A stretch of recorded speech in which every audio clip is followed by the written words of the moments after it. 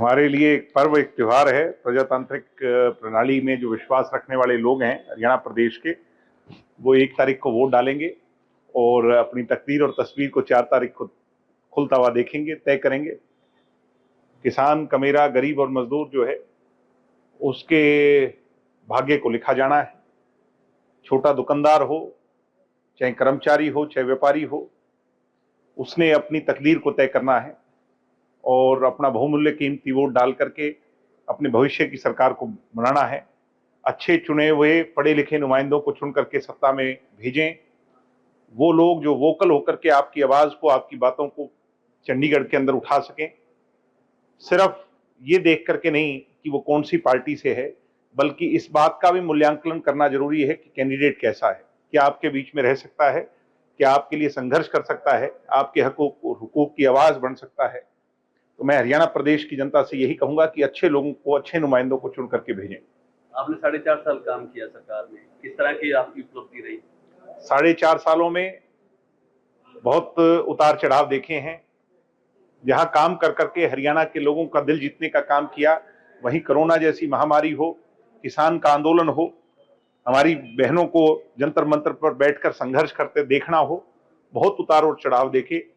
Bharatiya Janata party के साथ सरकार में जो बातें सोच करके आए थे, भारतीय जनता पार्टी के साथ मिलकर के कुछ वादे तो पूरे कर पाए, मगर बहुत से वादों को बीजेपी ने कहीं ना कहीं वो पीठ में छुरा, बैक स्टैबिंग कर करके, और उन बातों से वो पीछे हट गई। मुझे लगता है कि बीजेपी का असली चेहरा लोगों के सामने आ गया और सत्ता सुख भोगने के लिए बीजेपी जो 10 साल राज कर गई, अब उसे उखाड़ फेंकने का काम हरियाणा की जनता करेगी। देखिए, जिस तरह के लोकसभा के रिजल्ट रहे, क्या मानते हैं कि विधानसभा में कुछ? हरियाणा में आज तक देखा गया है कि लोकसभा और विधानसभा के रिजल्ट में दिन रात का अंतर आता है और ऐसा ही इस साल होगा। लोकसभा का रिजल्ट देश के मुद्दों के लिए था, मोदी और एंटी मोदी की वेव में बट गया था।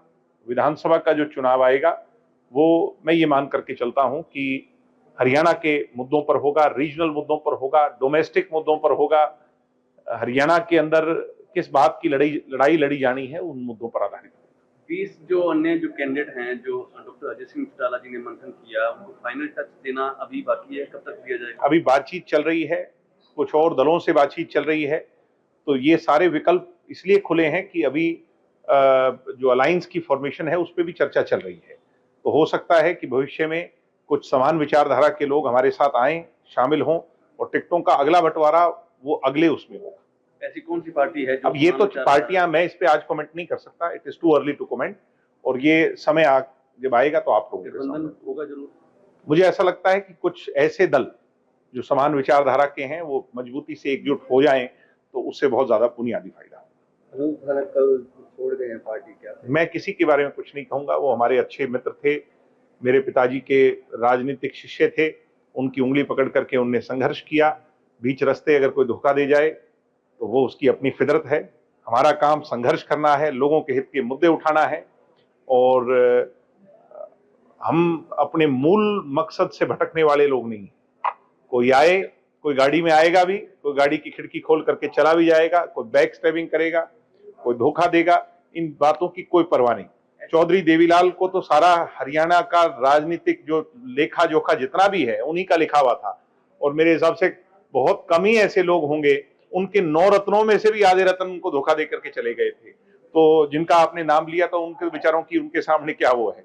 मगर मैं इतना ही कहूंगा कि जो जहां जाए उसको शुभकामनाएं। मकसद, मूल मकसद ये है कि गरीब किसान और मजदूर का हित है। ऐसी पॉसिबिलिटी है क्या कुछ दूसरी पार्टी के नेता भी जेजेपी में शामिल? मैं कह रहा हूं कि अभी चुनाव जैसे जैसे और नजदीक आएगा और उथल पुथल होगी, बहुत सारे नए लोग जननायक जनता पार्टी में शामिल होंगे। भगदड़ मच सकती है।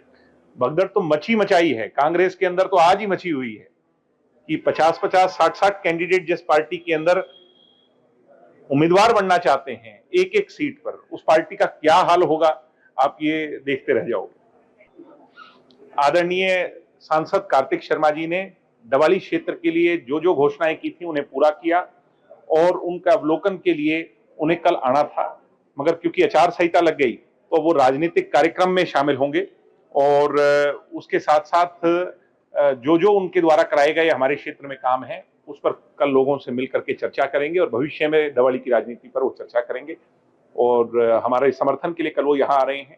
मैं उनका दिल की गहराई से स्वागत करता हूँ और धन्यवाद। देश दुनिया की हर खबर सबसे पहले देखने के लिए फॉलो करें Dainik Savera TV, YouTube, Facebook, Instagram, X और व्हाट्सएप चैनल पर।